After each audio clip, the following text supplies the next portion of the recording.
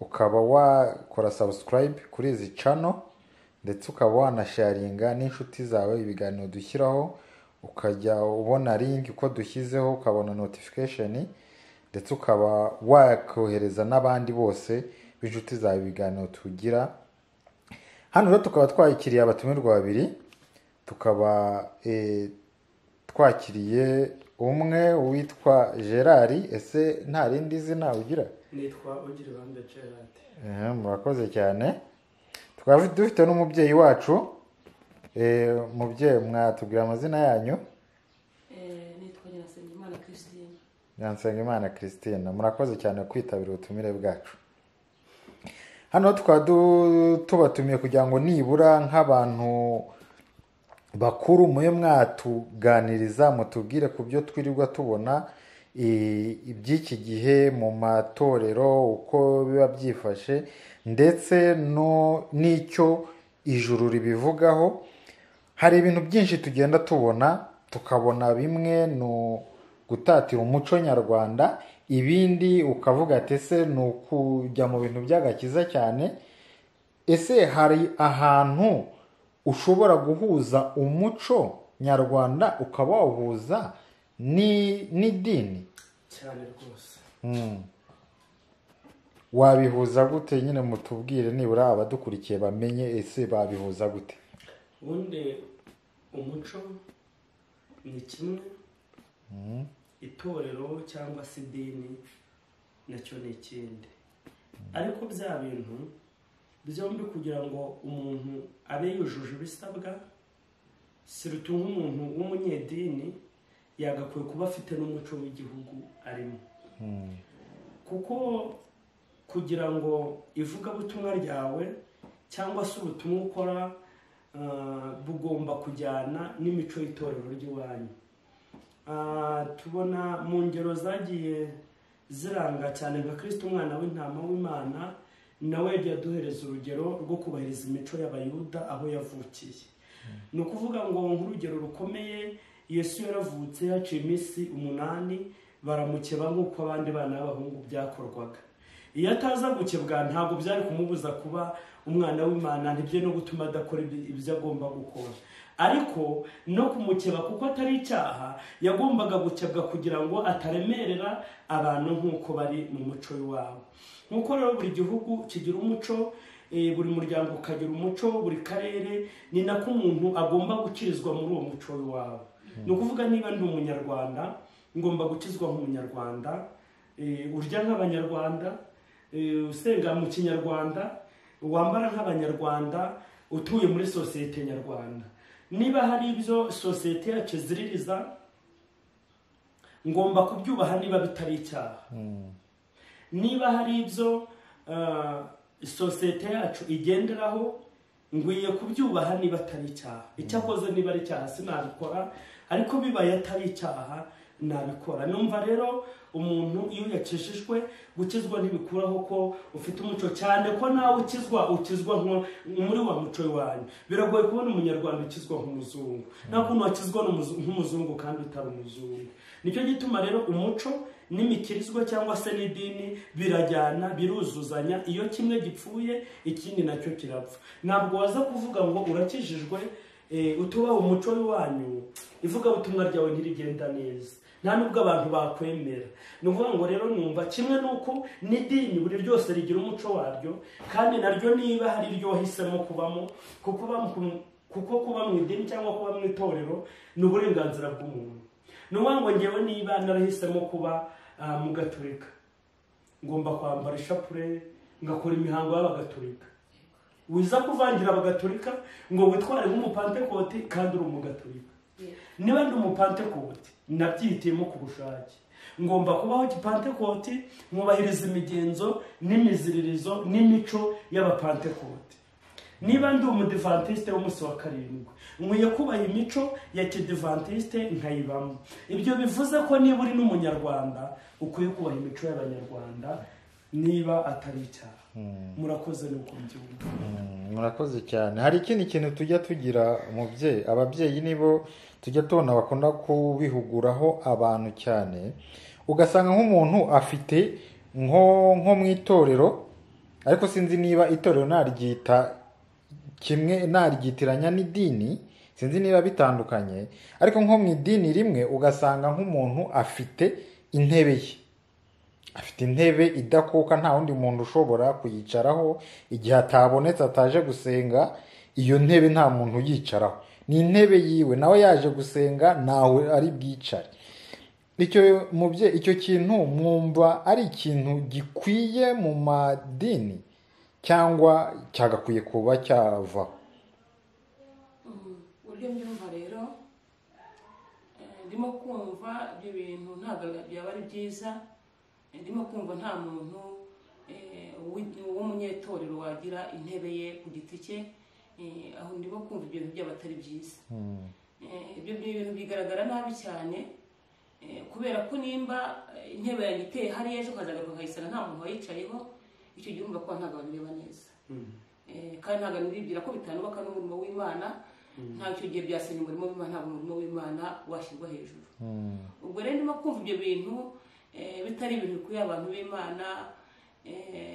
Ndimo kumva umuco ataba ari na mwiza, duhindukiye mu muco nyarwanda. Ntabwo ari byiza. Kera abanyarwanda bajyaga batera intebe bakicarana, si ibyo bintu wenda bya covid byajeho, ariko usanga umuntu yicaranye n'undi akaganira n'undi, bagasabana, bakungurana ibitekerezo, bakajyana ibiganiro bahujije. Kumva rero ngo umuntu yimutse ku ntebe, iyo ntebe nta muntu ukwiye kuyicaraho, ntabwo ari byiza, ntabwo bikwiye. Mu ruhande rw'umuco w'Anyarwanda ntabwo bikwiye, no mu ruhande rw'itorero ntabwo bikwiye. ariko se ubundi wowe abanyamakuru namwe mujya mutubeshya, ubundi hari urusengero cyangwa idini, uretse ko abanyamakuru muzi gushyushya inkuru nyine kandi ntabwo twabarenganya, niko kazi kanyu. Ariko ubundi hari urusengero cyangwa idini wagiye mugasanga umuntu agira intebe yiwe idakuka? Nkanjye njye ubivuze, hari aho nageze ndabibona umuntu agira intebe yiwe ku muryango, ntabwo ari n'umudiyakoni, ahubwo yari wa muntu nyine bafata nk'umuntu w'umukiraho, agira intebe yiwe. Hahandi wasangaga hari nk'ukuntu bajya batura, ugasanga baherekeje ibiseke. Ikintu cye yarashinzwe guherekeza ibyo biseke. Kwa kundi batuye ibiseke bigiye, ukabona nawe arahagurutse akabiherekeza, nta kindi kintu ashinzwe. Niyo mpamvu rero nari mbajije umubyeyi wacu ati se ababona bikwiye? Nicyo nari mbihereyeho. Hari n'ikindi kintu tujya tugira ariko tukiri kuri icyo, uretse ko njye nta naho ndabibona, ariko aho biba byaba atari byo. Uretse ko nta naho ndabibona, nkanjye aho nsengera ntabyo nigeze mpabona. Bivuga ngo intebe nyine iyo utabonetse undi ayicaraho, uwazindutse niwe wicara. Ibyo bintu nabyumvise mu mateka y'itorero ryitwaga Anglikani kera, Methodiste ijya kuvuka, ashobora kuba aribyo byari biriho. Ariko muri iki kinyejana cyacu, aho nagenze, aho nabonye, ntabyo nari nabona. Cyakoze nubwo nari nkugishije impaka, ariko ntekereza ko bibaho. Andigaruye ntekereje ko bishobora kuba byabaho, ariko si byiza, kubera yuko nibaza ko wenda abantu bazadutega amatwi banyihanganire, ntabwo ari ukugambira gusebya itorero runaka cyangwa kiliziya runaka, ariko nzi ko nko ku isi nta muntu atinyuka kwicara ku ntebe ya papa. Papa aramutse abaye atabonetse, nzi ko nta muntu ubaho, mbongeye niko mbyumva, ntekereza ko nta muntu wahangara kwicara ku ntebe yiwe, kuko ni intebe ya nyir'ubutungane, kandi uwo muntu yaba atari nyir'ubutungane. Ariko nkabona atari byiza, kubera yuko umuntu wese, ubundi kiba cyatuzaniye mu kiliziya nangwa mu rusengero, ni uko umuntu wese aba ashaka Imana. Kandi mu kiliziya cyangwa mu rusengero abantu bose bagakwiye kureshya. Nubwo hari aho bigenda bigaragara haba ubusumbane, ugasanga nubwo iyo ntebe byaba bigaragara ko itabaho, ariko hariho umudiyakoni wejerejwe kuba ari usenga. Igihe atasenze ikaba bidakunda, hariho umuntu wagira ngo niwe ushinzwe gutera ikorasi, mbese ugasanga impano yipfundikiye izindi mpano zose. Mbongewe rero mba numva mu itorero, kubera ko ari irya Kristo, nuko itorero rikwiye kugira organization. Ntabwo umuntu wese yavuye ngo yidumbaguze ngo akore ibyo abonye. Nanone urumva iryo teraniro ryaba rifite akavuyo, ryaba rifite umurongo, kandi itorero rya Kristo rigomba kugira umurongo. Ariko nubwo rigomba kugira umurongo, abantu bakwiye kureshya, kumva yuko niba ndi pasiteri mu gihe cyo gusengera abana cyangwa se cyo gukora imihango y'idini iyo ari yo yose, nkumva kuko nza kubikorera umukene ariko nza kubikorera n'umukire. Hari ubwo rero usanga nko mu madini cyangwa amatorero, niba umwana wa regionali ari bushyingirwe, agomba gushyingirwa n'umuntu ukomeye cyane. Niba umwana w'umukene ari bushyingirwe, agomba gushyingirwa n'umuntu uciriritse. Nkumva rero urumva icyo gihe hariho ubusumbasumbane. Hariho ubusumbasumbane, niba ngize ibyago ndi umukene cyangwa se niba umuntu w'umukristo w'umukene agize ibyago, ahururirwe nk'uko n'umukire yabigira. Ariko nibaza yuko mu madini menshi umukire aramutse agize ibyago agapfusha, n'umukene nawe agapfusha, abantu benshi ndetse n'abakuru b'itorero cyangwa se n'abanyamadini bahururira umukire gusumba umukene. Nkaba mbona rero wari umuco utari mwiza, ari ikintu kitari cyiza, abantu bose bakwiye kwibona mu itorero, cyane ko bari abayobozi b'itorero nibo tuboreberamo Imana, nta yindi Mana tuba turuzi. Ubwo rero Kristo yasize intama 99 agashaka imwe, ubwo kandi atigeze agira umuntu yirukana ngo avuge ngo wari umukene, ndetse wa kenshi yikundiraga kwibana n'abantu boroheje. So mbona rero ari umuco utari mwiza, ari izo ntebe zo mu rusengero zitagira abandi bantu bazikoraho, numva mu by'ukuri atari byiza. Atari byiza kuko iyo ntebe nubwo ari wowe waba warayitanze, ariko wayitanze ngo ukore umurimo w'Imana, ntabwo witanze ngo ube ikigirwamana mu rusengero. Numva rero haramutse hari aho biba, numva ari umuco wari ukwiye gusenyuka, abantu bari bakwiye guhaguruka bakavuga ukuri, imico nk'iyo bakayirwanya, abantu bose bakumva mu itorero kimwe, abantu bose bakiyumva mu idini kimwe, nuko njyewe mbyumva. Hari n'ikindi kintu tujya tubona, sinzi niba namwe mujya mukibona, ugasanga amatorero menshi afite arimo arashaka abavugabutumwa, arimo arashaka abantu bize ibyo bintu. Ugasanga niba bakeneye nk'umupasitoro, akaba ari wa mupasiteri wize ibyo bintu, wize teoloji. Niba bakeneye nk'umuvugabutumwa uri buze kuvuga ubutumwa, bakaba bashaka wa muntu wize teoloji kugira ngo aze avuge ubutumwa. Ariko hakaba hari na ba bantu bafite umuhamagaro, wa muntu usanga we aricyo kintu yahamagariwe, afite uwo mwuka, Imana ikorana nawe kandi yaramubwiye ati genda ukora umurimo gutya, akaba afite amategeko agenderaho Imana yamuhaye. Ese mubona muri iki gihe dukeneye abavugabutumwa b'umuhamagaro cyangwa dukeneye abavugabutumwa babyize? Buriya urebye nko mu rusengero, uba ubona hakenewemo abavugabutumwa babyize cyangwa ab'umuhamagaro? Barakoze cyane. Buriya akenshi nubwo abavugabutumwa b'umuhamagaro akunze gutsikamirwa cyane, ntibagaragara cyangwa se ntibajye hejuru, ariko urebye neza dukeneye abavugabutumwa b'umuhamagaro cyane, yuko ababyize bavuga ibyo bize, ariko umuhamagaro bavuga ibivuye mu mutima w'indani. Buri ibyo byose ibintu bivuye mu mutima, umuhamagaro Imana yagushyizemo utandukanye n'ibyo umuntu aba yarize. Buri ibyo byose natanga nk'urugero, buriya abagatolika bajya bagira amasengesho ishapure basoma. Buriya shapure urayisoma ugakora ku kimenyetso cy'umusaraba, yego koko nibyo, ariko noneho waburaye rirasengesho riragumya rikaba rimwe. Ibyo ari byose ubuvuze iki? Ubuvuze ibyo wize, ubuvuze ibyo uzi, ariko noneho biba bitandukanye n'iki? Biba bitandukanye n'umuhamagaro, kubera ko kubwira Imana icyo ushaka, no kubwira Imana icyo ushaka, kubera ko muri wowe waburaye wabwiye Imana ngo naburaye. Uyu mbese wabwira Imana ko wabwiriwe, byaba bitandukanye n'iki? Byaba bitandukanye no kuba wavuga ibyo wize, bitandukanye n'ibyo waba ushaka muri wowe. None Gerard, namwe nuko mubyumva? Niko biri rero, ndaza kubyumva binyuranyeho gake mu by'ukuri, ariko ubundi nkawe urabajije ngo hakenewe umuvugabutumwa w'umuhamagaro cyangwa hakenewe umuvugabutumwa wese. Ese mu magambo avunaguye ushobora kudufasha ukaduha definisiyo cyangwa se igisobanuro kirambuye ku muhamagaro? Ubundi nkawe ikintu wita umuhamagaro ni igiki? ukumva uko byasa kose ugize umwanya wo kutubaza ikibazo, buriya urakibaza, waragitekereje, kandi bigaragara ko akenshi umuntu abaza ikibazo afite n'igisubizo. Nkawe wumva umuhamagaro ni iki? Ushobora kuduha short definition y'umuhamagaro? Nkanjye ku giti cyanjye numva ubundi umuhamagaro ni igihe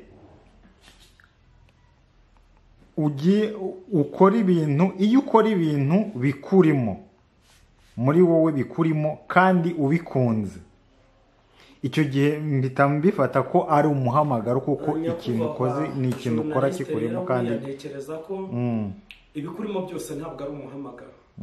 iyo ubikunze ibyo biba mu muntu byose arabikunda, ariko byose siko byitwa umuhamagaro. Kuko ushobora gusanga muri wowe harimo ubusambanyi kandi ubukunda wowe nyirawo, nose turabwita umuhamagaro. Ushobora gusanga muri wowe habamo gukunda kugira amashyengo kandi wowe nyirayo urayakunda, ubwo se nawe turamwita umuhamagaro. Sinzi rero nge numva nagusubiza neza, nzi umuhamagaro mbaza uwo ari we, kuko ibyitwa imihamagaro ni byinshi. Ubundi urambaza uwuhe muhamagaro? umuhamagaro wo gukora ikintu, icyo nyine wahamagariwe. Iki uvuge nko mu murimo w'Imana, turi mu murimo w'Imana, nko mu murimo w'Imana navuze ati mu rusengero abavugabutumwa nibo natangiye. Urakoze cyane rero, njye nabyumva nubwo numva utaduhaye ubusobanuro burambuye ku muhamagaro, ariko ubwo waduhaye ubwo nibwo wari ufite. Hanyuma rero njye mbyumva bitandukanye ho gato na mugenzi wanjye. Uruhande rumwe numva rwose nta muntu wagakwiye gukora umurimo atahamagariwe, kubera yuko iyo umuntu ari gukora umurimo atahamagariwe aravunika, kandi umuntu ari gukora umurimo atahamagariwe nyine ntabwo arangaje, ntabwo bimurimo, ntabwo nyirawo amuzi, nibaza ko atazanamuhemba. Ariko nanone iminsi tugezemo cyangwa ibihe duhagazemo, uko isi turimo ya none ni uruziga ruri kwirukanka cyane, kandi abantu b'iki gihe baba abanyabwenge. Birasaba rero kugira ngo mugendane, umubwirize, uyobore itorero, birasaba ko nawe uba hari ubumenyi ufite. Ntabwo rero guhamagarwa byabuze umuntu kwiga. Hari abantu bahamagawe kandi baneze, abo bantu barahari. Hari n'imirimo bagomba gukora, noneho hari n'imirimo idasaba kwiga, isaba umuhamagaro. Ni ibintu bibiri. Jyawe uko mbyumva, tuvuga urugero nko ku mirimo idasaba kwiga, ndumva guhanura bidasaba kuba umuntu afite lisansi, ndumva guhanura bidasaba kuba umuntu afite umuhamagaro, bidasaba ko umuntu afite maîtrise cyangwa doctorat cyangwa se ubundi bumenyi. Nk'uwo ni umurimo byoroshye ko uriya muntu yakora akawukoresha umuhamagaro, kandi mu by'ukuri ntibigire ikintu bihungabanya ku itorero. Icyo akoze aba yaranize akaba n'uwo muhanuzi, byaba ari byiza. Uretse ko abantu bize, ubona nyine bahanura nk'abantu bize, ntabwo bahanura nk'abantu batize. Ndashaka kuvuga iki? Nuvuga ngo abahanuzi bize ntabwo bagira imbaraga nk'abahanuzi batize, kuko usanga bashyiramo twanarize, niba Imana ibubwiye kubwira uyu muntu ukabanza akanariza, akabanza akareba kure.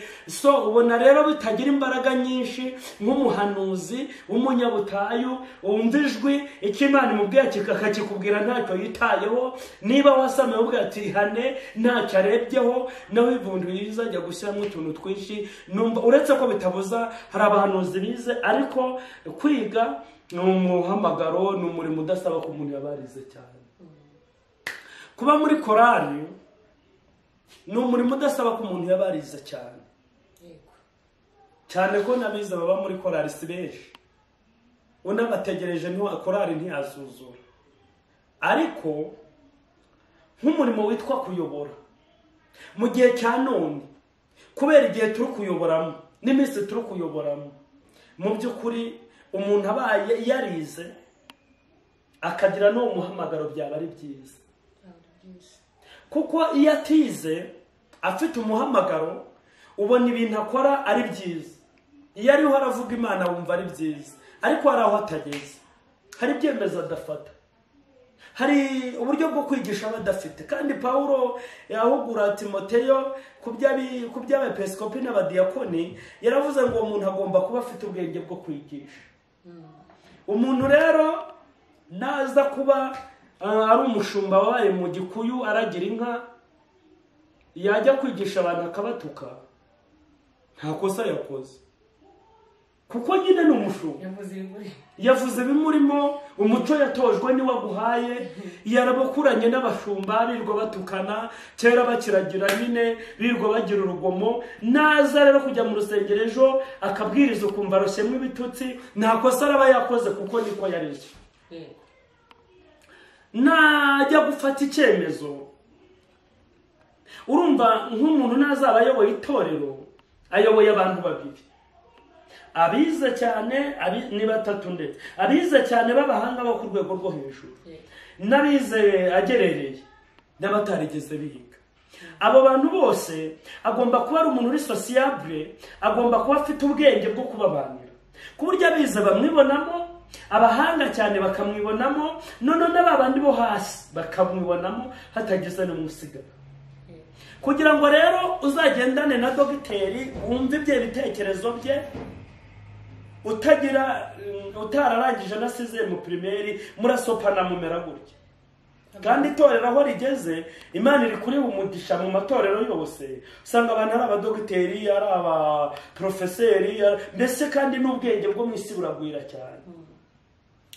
Kubera yuko rero Pawulo yanditse aravuga ngo ujye uba maso mu gihe cy'amasiganwa, ngo kuko ngo nta muntu ubasha guhabwa ibihembo by'ibyo asiganwa iyo asiganwa yikinira, ngo keretse umuntu usiganwa uko isiganwa ritegetswe. Kugira ngo usiganwe rero n'iminsi n'ibihe, itorero ridasigaye inyuma, ritajemo ibice, ritivuguruje, ritagize imidugararo, numva abaye ari umunyamuhamagaro, afite icyo guha abantu. Noneho rero yashyiraho no kuba yarize, afite ubumenyi, bya bindi yize, wa muhamagaro we afite n'ubwenge bwo kuwukoresha, byose akabishyitsa neza. Kubera yuko umuntu ashobora kugira umuhamagaro, ariko mu by'ukuri ari ubumenyi adafite, ugasanga kuba adafite ubumenyi bibangamiye wa muhamagaro we.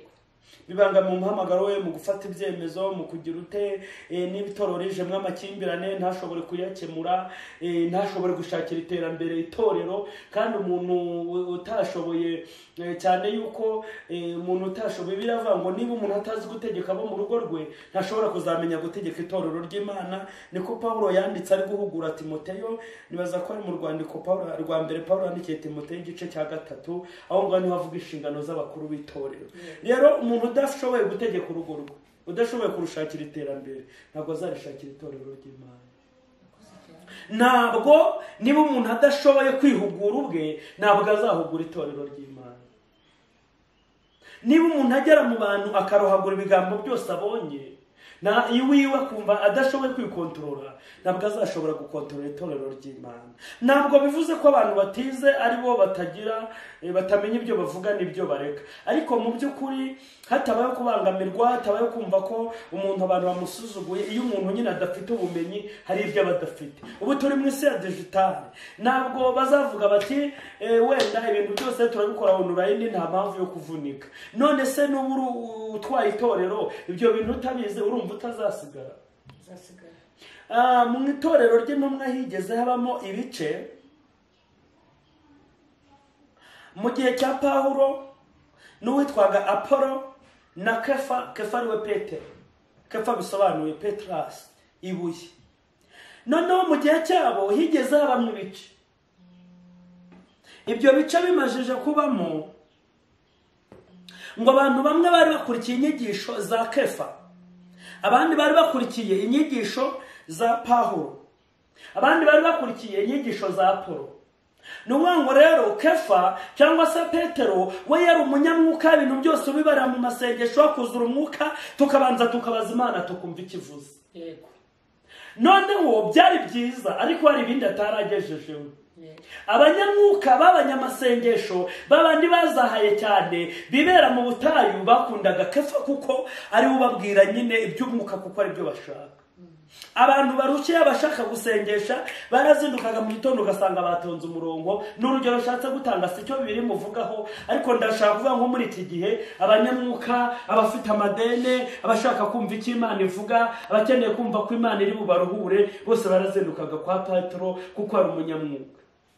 Noneho hari abandi bantu b'abahanga b'abasikora bagira filozofi yo hejuru, basenga bakizera, bakeneye inyigisho zirimo ubwenge bwinshi, bo barabo mu cyiciro cya Apolo, kuko Apolo ngo yari umuhanga, yari umwigisha w'umuhanga cyane, noneho we yabaga yibereye mu by'ubuhanga nyine n'ubumenyi. Noneho Pawulo yari umunyabwenge, yari umuhanga, yari yarize, ariko kandi yari n'umunyamwuka. Byose amemuta, byose akabitwarira icyarimwe. Uwo rero ubona ari we wari ugwije imbaraga nyinshi, ni nawe Imana akoresheje ibintu byinshi, ni nawe wanditse inzandiko nyinshi. Ni ukuvuga ngo iyo yageraga aho abanyamwuka bakeneye iby'umwuka, yabahaga iby'umwuka kuko yabaga bifite. Ariko yagera naho itorero rishaka kurengana, akarirenganura kuko yari yarize iby'amategeko, yari azi amategeko. Pawulo iyo bamuzaniraga umuntu yarebaga icy'itegeko rivuga. Ese uyu muntu koko wenda abantu bo muri ADPR banyihanganire, ariko Pawulo iyo yazaga bamuzaniye nk'umuntu wenda tuvuge n'urugero yasutse afite menshi, none wa muntu kuba afite menshi, Pawulo aribazaga uyu muntu yasutse afite menshi, ese koko uyu muntu birakwiye ko tumushyira inyuma y'itorero kubera yasutse? Ese wenda yakoze ikintu gitandukanye n'umuco w'itorero? Niba yishe umuco w'itorero, uyu muntu kumufata tukamujugunya tukamuha Satani, buriya umuntu wamusize inyuma y'itorero bamuhaye Satani. Kubera yakoze icyaha kimwe tukaba tumufashije no kujya gukora ibindi byinshi, nicyo cy'ingenzi. Ese ari ukumutunga abantu bakamwigisha, tukamubwira Yesu, kuko njya nkunda kubwira abantu ngo iyo umuntu yakiriye Yesu ntabwo ari ukiyobora, Yesu yakiriye aramuyobora. Abantu bankurikiye banyumve neza, njya mbona abadamu batwita iyo yatwise, mama rata uri umubyeyi ujya usama cyangwa se wajya gusama. Iyo umuntu yatwise umunsi yasize inda mu mubiri cyangwa se muri uku kwezi, inda izana imihindagurikire byanga bikunda ku buzima bw'umudamu. Hari umuntu witahurwa akakubwira ati ibintu singe birya narabihuzwe, cyangwa se akagira ibyo yarara. Bivuga ngo ntabwo uza gukundisha umuntu agakiza, ntabwo umuntu aza gukizwa nk'uko wakijijwe kandi atari wowe. Ni ukuvuga ngo uburyo wakiriyemo Kristo n'uburyo Kristo ashaka kugukoresha no kukuyobora no kugutwara nibwo buguhesha uko ujyana. Bivuga ngo ushobora gutwita inda, wenda se nakundaga amazi, umunsi natwise inda igahita impuza amazi, nkazarinda mbyara ntanyweye amazi kandi ntaranapfa. Yego ntibijya bishoboka. Cyangwa se wenda tuvuge nkanjye nkunda ubugari, wenda natwita ngahita murwa ubugari, ngahita murwa ubugari, hari n'uwugendanira ko akazarinda apfa atongeye kuburya, ikintu yahuzwa agahita kivaho. Ni ukuvuga ngo nta muntu ugeze amuzanira itegeko imbere ngo iki kintu kireke. Iyo bamuzanira itegeko imbere byari bugorane kugira ngo ashobore kuryubahiriza, ariko kuko ari ikintu kimurimo, imbaraga yakiriye arizo zibimukuyemo, aranabubona akenda kuruka. Noneho hari n'undi wari uhita yarara. Tuvuge Sukwara ushatse kungira guki. Kwarara nibaza ko niginda gukundishije ikintu. Mu gace kacu tubyita kwarara. Kukirarikira. Inda yakigukundishije. Umudamu akicara ukabona afite agasahani kariho umunyu, mukavugana ariko ukabona kwajemo urutoki arariye umunyu. Ese kuburi gatumuye aho gatisha inda yankundishije kurya umunyu mubisi, mba numva ari byo nshaka, mba numva ari byo binkomeza kandi ntibimugiraho ingaruka ntacyo bimutwara.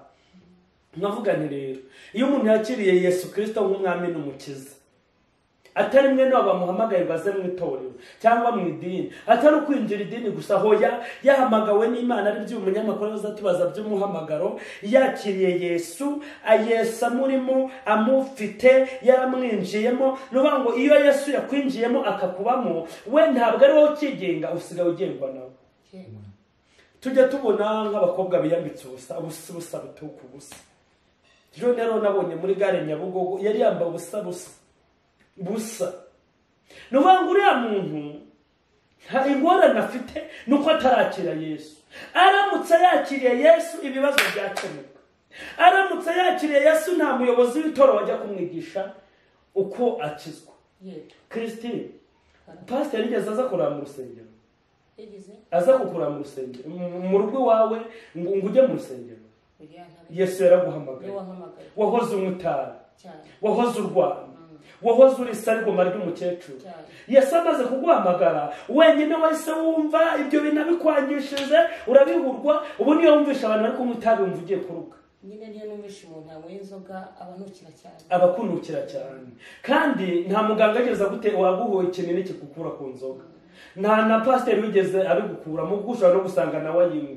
Ariko Yesu wakiriye we yarabikwangishije. Nukuvuga ngo rero nicyo gituma mugereranya umudamu twite n'umuntu wakiriye Yesu. Iyo mbaraga wakiriye yagiye muri wowe hari ibintu kubuza. Uriya mukobwa impamvu yiyambitse nabi nuko atarakira Yesu. Uriya musore impamvu atwaye ipantaro munsi y'ikibuno nuko atarakira Yesu. Yesu amurimo yanongora ati ibyo bintu sindukunda, wenyine ukabona yiyambitse neza. Iyo umuntu atarakira Yesu agira ibibazo byinshi, agira ingorane nyinshi. Umuntu utarakira Yesu ntagira amahoro, uranayamuha akayibuza, aba yararushye, abagowe, abarindushye. Numva rero nuriya munyamuhamagaro twari turimo kuvuga,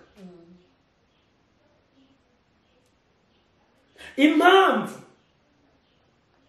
niyakira Yesu agashyiraho n'ubumenyi, bizaba byiza. Itorero azayobora rizaba ryubakitse, azariha iby'umwuka, ariko no mu buryo bw'umubiri rya torero aryubaka ribe strong, rifite imbaraga. Kubera ko mabuja Christine ntabwo tuzirirwa mu masengesho. Iyo dutashye turasonza, urumva wagakwiye gusenga ukanashaka ibyo kurya. Abanyamasengesho bararwara. Iyo rero urumva wa muntu n'umwigisha gusenga gusa n'umwigisha kwivuza, hari indwara zarwara zidasengerwa pfe. Ashobora kuzabaho adakaraba, ugati burigengeye mu masengesho. Kandi Yesu ubwe yaravuze ngo nimujya gusenga mukarabe, mwisiga amavuta, mwinjire mu nzu, muhere ko muhimbaza so mu ijuru. Nuwango rero numva uriya muntu nka titre yo kuyobora itorero. Mu by'ukuri itorero ryagakwiye kuyoborwa n'umuntu wize, ufite n'umuhamagaro. Uwize wenyine simushyigikira, wize nta muhamagaro afite, kuko ashobora kuzajya aza kwigisha abantu siyanse kandi no muri kaminuza barayize. Uraza kuri gutwigisha wenda biology kandi no muri 9 barayigisha. Wakayitwigishije ariko ukatwigisha no kujya mu ijuru. Bwa mbere wakatwigisha kujya mu ijuru kuko nicyo kikubesheje. Ibindi hari abandi bashinzwe kubikora. Bwa kabiri ukagira n'ubumenyi bwo kutwigisha ibindi bintu bitwunganira mu rugendo rujya mu ijuru. Kuko nyamunda kubwira abantu ngo uru rugendo rwo kujya mu ijuru njya mbona rumeze nanone abadamu njya mbigiraho ibintu byinshi. Umudamu iyo yatwise abatwise ibintu bibiri. Abatwite ingobyi ya nyuma, abatwite n'umwana. Noneho ya ngobyi ya nyuma yo ifite mu nshingano gutunga uriya mwana. We warabye ingobyi ya nyuma yangiritse n'umwana arangiriye. Niko ntekereza. Noneho ariko ku munsi wo kubyara kuri ya mudamu azabanza byara umwana kuko ni ukenewe. Iyo amaze kuboneka rero abagifite ikibazo gikomeye inda ya nyuma atarayibyara. Hari n'ababyara neza umwana ariko inda ya nyuma bakayimubagira cyangwa se ikanamwica. Njyewe rero ngafata ibu butunzi bw'isi nkabugeranya n'iranda ya nyuma. Noneho sori ngafata uyu mubiri ari nawe ukenera ubutunzi nyine kuko uyu mubiri n'uw'isi. Noneho nkawugereranya n'iranda ya nyuma. ngafata ubugingo, umuntu uri muri jyewe, umuntu uri muri Gerard utagaragara, umuntu utabona ku ndimo, njye bamufata nka wa mwana uri muri yanda ya nyuma. Noneho ibyo byose bihishwe mu isi ari we nakita nk'umuntu, kuko yanda ya nyuma nayo ihishwe mu muntu, ntabwo wayireba inyuma ngo uyibone. Nkavuga nti rero kuko uyu mubiri ni icumbi ducumbitsemo, buriya cyane nko muri no Kigali urabona abantu benshi baba mu icumbi. Iyo nyirinzaje akakubaza ati, hari igihe akubaza ati inzu yanjye ko idafite isuku, inzu yanjye urayifata nabi, sohokera mu nzu, kakwirukana mu nzu kuko uyifata nabi gusa, nta kindi cyakoze utabuze kuyishyura. Akeneye ko inzu uyifata neza. Iyi nzu rero natwe uyu mubiri twahawe ni icumbi ry'akanya gato, ariko tubwirizwa kuwufata neza. Pawulo yandikira itorero rimwe ry'Itesalonika niba ntibeshye, arababwira ngo mwebwe ubwanyu n'imibiri yanyu n'ubugingo birindwe kugeza ubwo Kristo azaza bidafite ikizinga cyangwa umunkanyari. Ni ukuvuga ngo nufate umubiri nabi, niba umubiri ugomba kurya ntuwugaburire, ukagenda ugapfunyarara ukagibwaho umugayo, imbere y'Imana uzabibazwa. Nudakaraba ukagenda ukarwara amavunja, ukarwara imyate, urumva umubiri ukuwushyiraho umugayo. Bisaba ngo ukorere ubugingo cyane ko ariko buzabona Imana, ariko n'iri cumbi ducumbitsemo hari nyiraryo riduhaye, naryo tugomba kurifata nabi neza. Niyo mpamvu rero uyu mubiri, ubu bugingo iyo busohotse muri uyu mubiri, uyu mubiri usigara umeze nka envelope. Envelope burarati imvura inyagiye iracika, kandi ugize ingorane imvura ikayinyagira, tuvuge harimo nk'umukati, waguze umukati unaga muri envelope, none imvura yakunyagiye nta mutaka ufite, ya envelope iranyagiye n'umukati urimo uratota. Bivuze ngo uyu mubiri utabaye maso ngo ubungabunge, n'ubugingo burimo burangirika. Numva rero ku cyanjye giti, itorero ryagakwiye kuyoborwa n'umuntu bwa mbere ufite umuhamagaro, ariko ufite n'ubumenyi bwo kwigisha no kuyobora no gutwara management ya church, no kumenya uko ajera abantu Imana amusize imbere. Ubumenyi burakenewe no kumenya kuvugira itorero hagati aho muri societe tubayemo, kuko twirirwa mu itorero tukarara no muri societe yindi nyarwanda isanzwe. Haleluya, haleluya, amen. Abantu bari kunyumva bankurikiranire rwose, mbanyumve neza, ntabwo ndimo kurwanya umuhamagaro, ndawushyigikiye bwa mbere ndetse 100%, ariko n'umuntu niyongeraho ubumenyi biraza kuba byiza cyane, keretse ya mirimo yindi twabonye idasaba ko umuntu abarize, kandi irahari. Kujya mu butayu bisaba ko barize.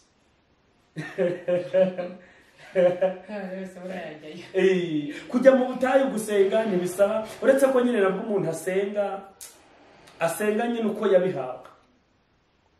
Hari nk'abantu umuntu ashobora kuva hano agatega akajya nk'akanyarira, no kuva hano Nyabugogo kugera akanyarira, ibyo byose nta buri 2,000 bimugenda. Agiye kubwira Imana ko wenda Christina twagiranye ikibazo, agiye gusenga, Imana Christina arandembeje, ndakwinginze umwice, umuhane, umugirire nabi, nazabyare, abana bagabishe mu izina rya Yesu, umuteze umuvumo, imyuka mibi nyisize kuri Christina. Urumva uwo muntu nukurikirana neza ugasanga umuntu uri gusenga bene ibyo bintu, n'ugomba kubisenga. Urumva arasenga uko ari, ushobora gusanga nyine ari wa muntu nyine ugomba kubisenga. None se ubwo kuko hari dogiteri wava mu rugo ngo nkuremwe imyuka mibi yirohe muri Christina, ariko niba ari umuntu wakijijwe abumba inkono cyangwa se yahira akaza kugira umugisha agakizwa, nuko nyine imitekerereze iri, nta kosa yakoze. Ushobora no kujya kumuha ijambo ku cyumweru yajya kwigisha, akabura kwigisha abantu Kristo, akigisha abantu kwambara ijipo ngufi cyangwa ndende. Ariko ibyo wagakwiye kujya guhugura umuntu ku giti cye niba hari ikosa mubonyeho, ariko numva atari cyo wagatangiye rero kutwigisha. Nyakubaha rero munyamakuru watubajije iki kibazo, jewe ku giti cyanjye uko mbyumva, numva umuntu yagakwiye kugira umuhamagaro, niba ariko cyane nko ku bayobozi b'itorero, ku bayobozi b'amatorero, umuntu yagakwiye kugira umuhamagaro akawongeraho ubumenyi. Noneho rero hari iyindi mirimo idasaba kuba umuntu yarize, iyo ngiyo nyine abanyamuhamagaro badafite amashuri bakayikora, ariko kuza kuba umushumba w'itorero, kuza rwose kuyobora itorero nta bumenyi ufite, ni hahandi umuntu ashobora mbese hari ibintu tumva, ushobora kumva uruhande rumwe urundi nturwumve, abantu bagasenyuka. Ariko nugira umuhamagaro ukagira n'ubumenyi, bye byose hari imico y'abantu bize, hari n'iy'abantu batize, ya mico kuko irimo yombi uraza kuyihuza, itorero ry'Imana riba amahoro nta cyangiritse. Kandi hari ubwo bumenyi wahawe nabwo buraza kuba kimwe mu bikoresho ukoresha kugira ngo itorero ry'Imana ritere imbere. Nuko mbyumva murakoze. Bivuze ko itorero ry'iki gihe rikeneye umuntu ufite umuhamagaro ndetse ufite n'ubumenyi ku mirimo ari kubisabwa, kuko hari imirimo itabisaba. Kuko kujya gusengera abarwayi ntabwo bizasaba lisansi, kujya kubwira Imana mu butayu ntibizasaba diplome. Rero aho biri ngombwa cyane nko ku buyobozi, umuntu yagakwiye kuba afite umuhamagaro, afite n'ubumenyi. Ko hari igihe umuntu azana ubumenyi gusa ugasanga nyine aje gukora ibidakorerwa mu itorero, cyangwa se azanye imico itandukanye n'iy'abitorero. Wigeze utubaza ku kintu cy'imico? Buriya buri torero ugomba kugira umuco waryo, kandi bene itorero bakwiye kubaha.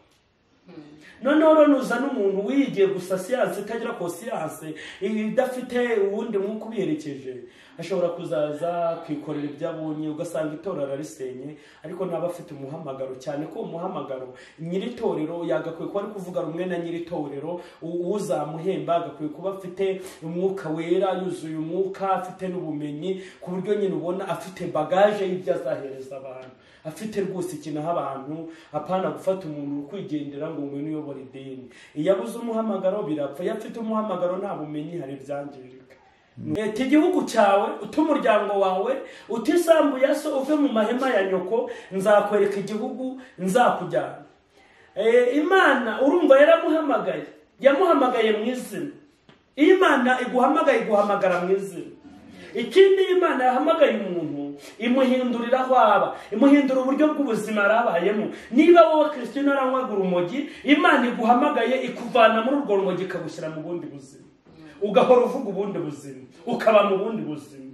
Iyo Imana iguhamagaye iguhindurira izina, ntihazagira umuntu ukubeshya ngo Imana aramuhamagaye itaramuhindurira izina, abatahamagawe. Imana ihamagara Aburahamu ntabwo yitwaga Aburahamu, yitwaga Aburahamu. Imana imaze kumuhamagara umugore witwa Sarayi. Imana imaze kumuhamagara ihindurira Aburahamu izina, imwita Aburahamu, ihindurira Sarayi izina, imwita Sara.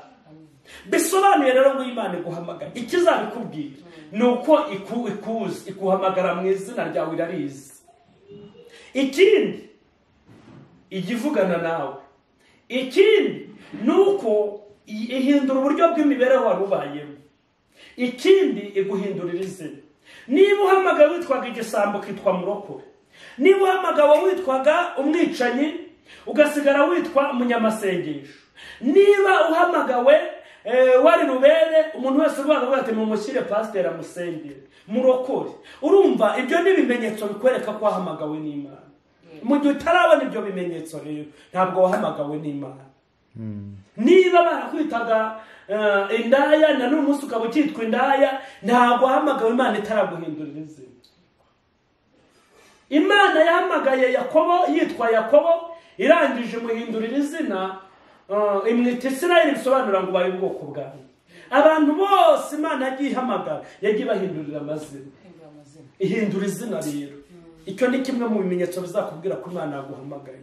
Ikindi izaguha umwuka wera. Umuhamagaro utagira umwuka wera ntabwo ari uw'Imana, kuko umwuka wera, jambo ravuga ngo uwo mwuka wera naza azatsinda ab'isi, azabemeza iby'ibyaha byabo. Bivuga ngo iyo Imana iguhamagaye iguha umwuka wera akagushoboza kunesha ikibi, ntabwo uzabwira abantu ngo warahamagawe utaranesha ikibi. Noneho wa mwuka wera yamaze gutsinda ab'isi akabemeza iby'ibyaha byabo, akungura n'impano z'umwuka wera. Kuko impano burya igituma Imana ziguha ni ukugira ngo ushobore guhagarara udatsinzwe n'uburiganya, utambuka muri urugendo neza, ushobora no gukora imirimo y'Imana. Imana rero ntishobora kuguhamagara idafite icyo iguhamagariye gukora. Yabiguhamagaye ngo ugire ute? Imana iguhamagara ifite n'umurimo yateguye uzakora. ntuzawukora rero udafite kwipoma cyangwa udafite ibikoresho. Muri ibyo bikoresho nta kindi gikoresho gikomeye ni umwuka wera. Ikintu kikubwira ko wahamagawe n'Imana. Imana ntabwo ijya ihamagara abantu bakomeye, ahubwo Imana ikomeza abantu yahamagaye, kuko iyo imaze kuguhamagara ikaguha wa mwuka wera akagutsinda akakwemeza ibyaha, ikaguha impano z'umwuka wera, aranagukomeza aguha imbaraga zitwa inkomezi. Nusoma Yesaya 11 uzasanga hari ijambo rivuga ngo mu gitsina cya Yesaya hazavamo ishami ryera imbuto. Uwo nguwo umwuka w'Imana azaba muri we, umwuka w'imbaraga azaba muri we. Haleluya. Umwuka w'ubwenge azaba muri we, umwuka wo kujya inama azaba muri we, umwuka wo kubaha Imana no kwimenya azaba muri we. Ubutware buzaba ku bitugu bye. Ni ukuvuga ngo rero iyo Imana iguhamagara woroheje, iyo imaze kugukira muri iyi migabane, urumva iyo imaze kuguha umwuka w'Imana, ni wa wundi ugutsinda akakwemeza ibyaha, wa wundi aza no kuzazana impano z'umwuka. Urwo rwego urarurenga ukagera no ku rwego rwo kugira umwuka w'imbaraga. Nibwo ubwiriza iby'imbaraga, ugasenga n'imbaraga, wagera ahantu umuntu yapfuye ugategeka ati mu izina rya Yesu byuka, urumva ukoze ikintu cy'imbaraga. Wagera ku murwayi uti dayimoni ndagucyaha, ceceka, toka, iruka, hunga umuriro w'Uwiteka, dayimoni akagenda. Urumva Imana iri kugukoresha iby'imbaraga. Ni hahandi ubwiriza ubutumwa abantu bagakizwa bakakira Yesu nk'umwami n'umukiza. Haleluya. Urumva Imana iri kugukoresha iby'imbaraga. Urwo rwego rwo gukora iby'imbaraga urarurenga ukagira umwuka w'ubwenge. Abantu b'Imana bakwiye kugira umwuka w'ubwenge. Ubwenge ni iki? Hari igihe abantu bajya bitiranya ubwenge na sayansi. No, ubwenge na sayansi nta hantu bihuriye. Iyo babuvugaho 28 niba nibeshye, aravuga ngo kubaha Imana nibwo bwenge, kandi kuva mu byaha niko kujishuka. Umwuka wo kubaha Imana bivuze ngo kubaho, ubwenge bukaba kuri wowe. Wabona ikibi kije ukagihunga, ugakemura ibibazo nk'umunyabwenge. Imbaraga y'umwuka wo kujya inama akuba. None se uzafata umuntu n'umuhanuzi, nuhura n'ibibazo ukajya kumugisha inama, ntakugira inama nziza. Nuvuga ngo rero iyo Imana ahamagaye umuntu imuha bagaje, hari ibyo ni bimwe mu bimenyetso byose bigenda bigaragariza umuntu ko yahamagawe n'Imana. Murakoze ngewe no kumbyumva. Uwo ni umuntu uba wahamagawe n'Imana. Imana ikamubashisha gukora ibyo byose kugira ngo nawe ubwe yibone ko yahamagara mu izina, ikamuhindurira izina, ikamukomeza, yarangiza ikamuhanira migabane y'umwuka wera kugira ngo abe yubakitse, ari strong, ari powerful, ari wonderful, nyine ari umuntu ubona yuko ari byorganize. None ariko natwe abantu ku ruhande tuba dukeneye kumenya ko uyu muntu, hari igihe ugenda ukabona umuntu ari kugenda yatambuka nko ku bantu kumva umwe aravuze ati uyu muntu yahamagawe n'Imana. Hari ikintu kiba cyemeza abo bantu ko uwo muntu yahamagawe n'Imana. Ijambo ryarambwiye ni nabyo natangiye nkubwira, ikizemeza abantu ko Imana yaguhamagaye ni uko izaguhindurira izina. Iyo imaze kuguhindurira izina, niba witwaga igisambo ukaba arakijijwe, umwuka yaratsinze ibyaha bikagenda, bakabona uhora mu masengesho bakwita murokore. Uravuga ngo ni ikintu kikwerekana ko uwo mwuka. Niba wari umunyantege nke ugasengera umuntu agahaguruka agakira, hari ikimenyetso Imana ishyize kuri wowe. Noneho ijambo riravuga ngo umuntu wese, niko Bibiliya ivuga, ngo ahabwa ikimwerekana ko uwo mwuka. Ngo bamwe bahabwa guhanura ngo berekanwe ko uwo mwuka, ko uwo muhamagara. Bibiliya ivuga ko uwo mwuka, ariko ni kimwe gituma nyine abantu batumenya ko uwo mwuka cyangwa uwo muhamagara. Hari uwahawe kuririmba bimwerekana ko uwo muhamagara. Hari uwahawe kujya gutunganya urusengero bimwerekana ko uwo muhamagara. Hari umukecuru usanga hariya nduguye ahantu ku rusengero, aho arakoropa tuwarete, ubundi mu nsengero zo mu cyaraga urashyiramo utwatsi two kwifashisha mu gihe umuntu agiye muri tuwarete. Mu nsengero zisirimutse agahora atanga amafaranga yiwe agashyiramo feye jenike ku buryo ubona habona isuku. Noneho wajya ku rusengero wasanga tuwarete idafite isuku, ugatubaza ati runaka ntiyageze aha hantu.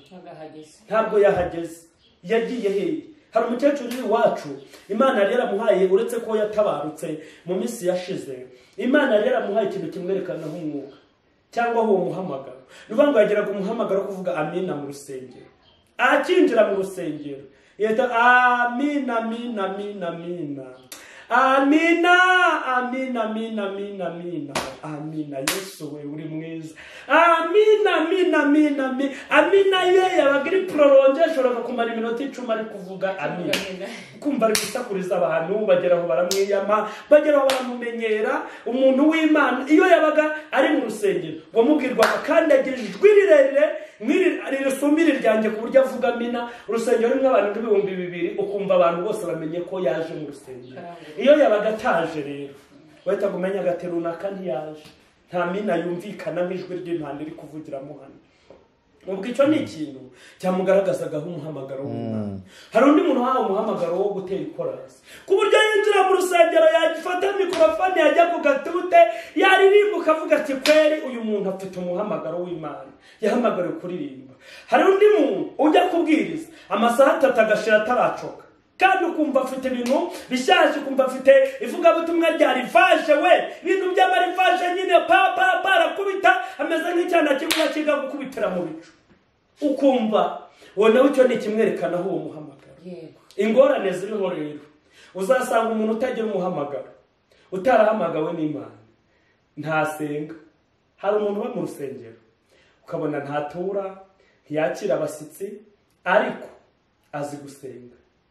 Kandi yasenze bakinze uri hanze warambirwa, kandi ukumva gusengera ukajya wumva isengesho rye n'amakompra n'ibintu by'ibibombe ari kurakura n'ibintu bisenya n'ibintu bihutaza, nyine ukumva afite umuhamagaro wo gusenga. Niyo ndi mu gusenga ibintu by'ibirogorogo ukaberwe itangiro ryabyo n'iherezo ryabyo.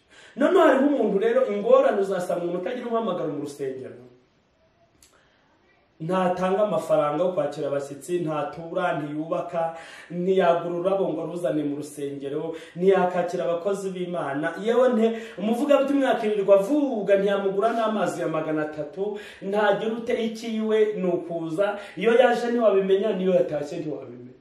Icyo akoze be n'umuntu Satani baramuha muhamagaro nawo kumeye. Bicaririye epfo kwa Rukebesha iriya muri narisezereye muri risk zone, iriya mu manegeka musengero haragace tujya twita mu manegeka, hahandi umuntu atora ukabona nyine ni mu manegeka niho Satani mbese abadayimoni niho birwa barira abantu inzara. Ikintu rero kimukubwira ikintu umwigisha yasobweho n'icyo afata cyane. Umwigisha uko yaje yambaye ngo ariko ngo mwabonye ka gahungu ngo ukuntu kaje kambaye, ngo ariko ni kagufi, ngo ariko ni gato, mwumva ukuntu biramucitse, ngo aragiye kuvuga akirwa araseka.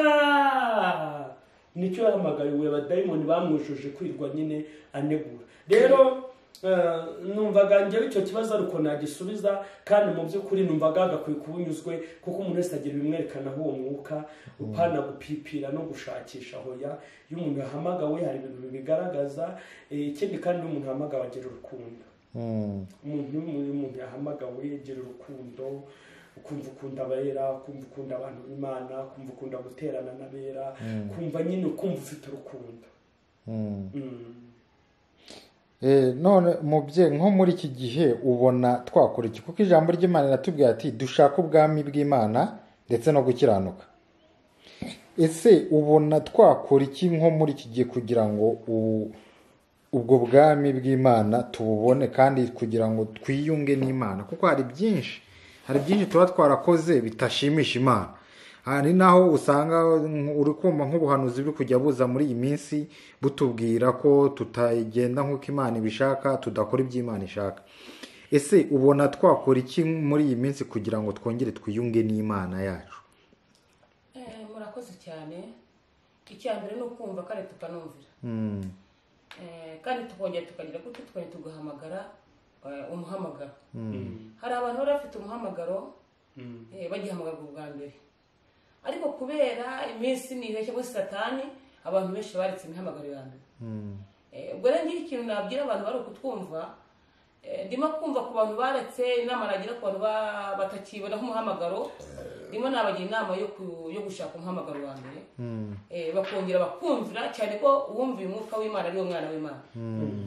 Ndimo nabagira inama rero, ndimo numva nababwira ngo nibongere basabe Imana imbaraga izabahe, kubera ko Imana irimo gutanga imbaraga, bongere bagaruke, bongere bagaruke.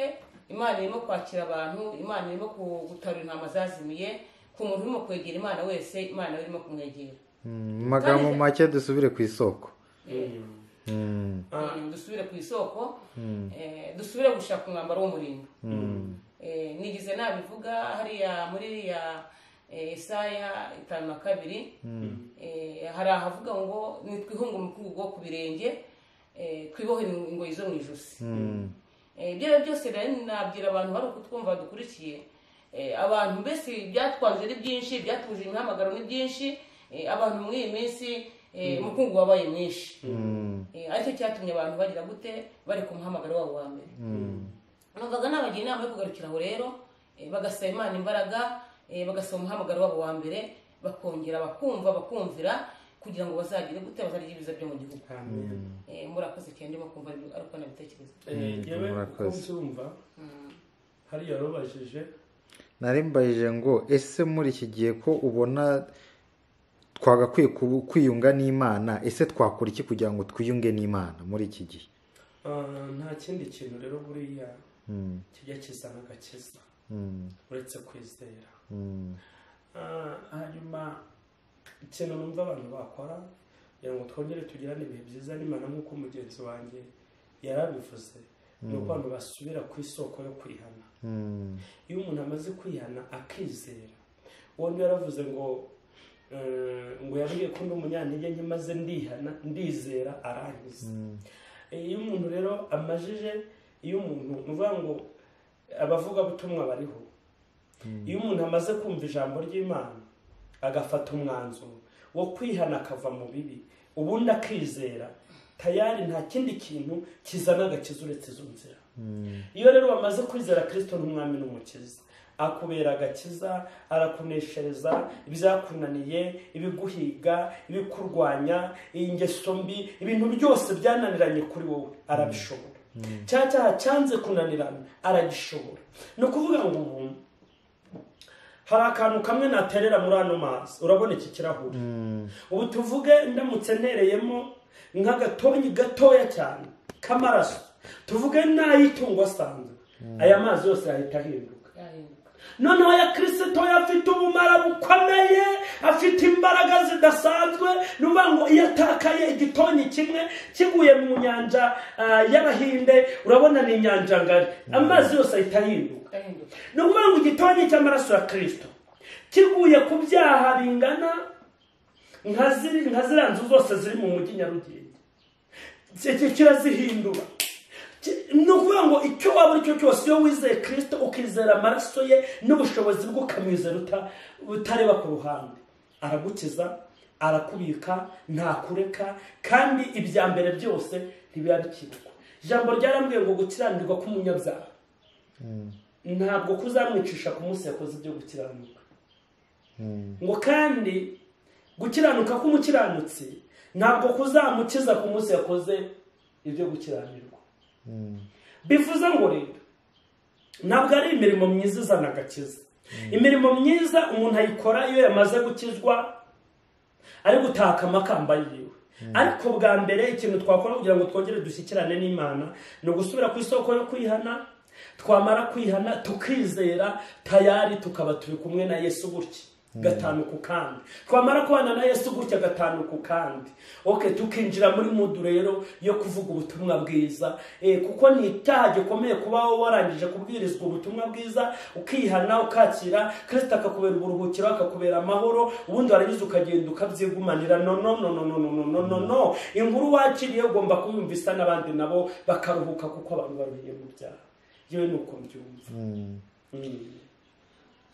Tugiye nko muri Bibiliya, turebye nko muri Bibiliya mu isezerano rya kera, duhita tubonamo bari abagabo bagiye bapfa bazira ibya Yesu, bavuga iby'ubugingo bakabizira. N'ubu baracyapfa. Na n'ubu baracyapfa. Ariko noneho natwe kandi twiteguye kuzapfa ubutumwa bwiza. Iyo tugarutse mu isezerano rishya tukareba nko muri Matayo 17:20, haravuga ngo nimugire ukwizera kungana n'akabuto ka sinapi, muzabwira umusozi ati va hano ujye hariya. Ariko uri kumva mu isezerano rishya ibintu Uwiteka ari kudusaba kwizera guto cyane. Ariko wajya nko mu isezerano rya kera ugasanga abantu bariya bo barizeraga, bari abagabo barizeraga, ukumva barizeraga. Ese ni ibihe byahindutse? Byagenze gute? Kwizera ni ukwizera. Nibaza ko ubundi utazana kwizera kungana kwa kuzura ikigega. Upfa kuba ari ijambo ryitwa kwizera. Bari abagabo barizeraga, ba Danieli barizeye Imana, ntabwo babaga bagize Imana, ntabwo babaga bizeye ngo bizeye kwinshi cyane, no. Bafataga icyemezo bati turizeye. Uko kwizera rero, mbese kwizera no kwizera. Kwizera rero urumva gukuraho akabuto hasi nako kubwira umusozi ugakurwa hawo, niko kwakabaye kunini gusumba uko umuntu yagiye mu muriragaye. Kandi kwizera bari abagabo bizeraga nuko bagiraga ikintu bita kwitanga bamaramaje, batageze agace bisigiye.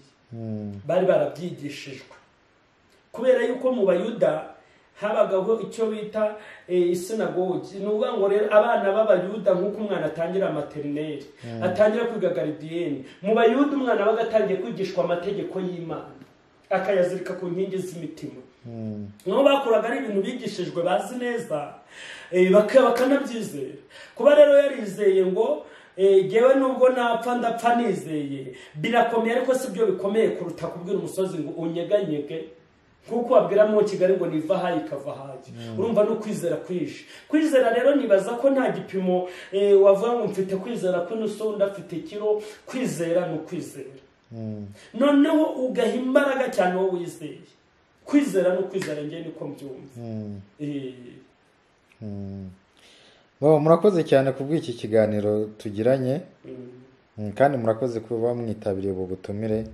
Imana ibaho umugisha. Yego namwe Imana ibaho umugisha cyane, kandi Imana iha umugisha n'umuntu wese uzumviza impuguro.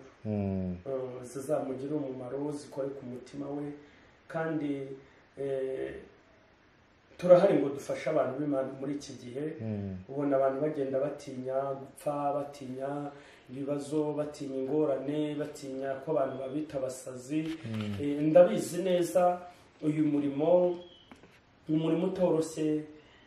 Abantu bazadusebya, abantu bazatwivuga uko tutari, bazatwita amazina tutitwa, abantu bazaduhindura abasazi, ndetse uretse n'ibyo ngibyo tuzanapfa dupfira ubutumwa bwiza. Ntabwo tuzacogora no kuvuga Kristo neza, nubwo tuzacogora kuvuga Imana neza. Amahanga yose abyumve, abanyamakuru mubimenye, abandika inkuru bazandike, abadusebye badusebye, ariko tuzavuga Imana neza kugeza ku gihe Imana izaduhamagarira. Kaza mwendo kufika mbinguni. Murakoze cyane. Ijambo ry'Imana ryo rivuga ngo hahirwa uzapfa apfira muri we. Ubwo amahirwe n'imigisha kuri mwe, kandi Uwiteka bishimire.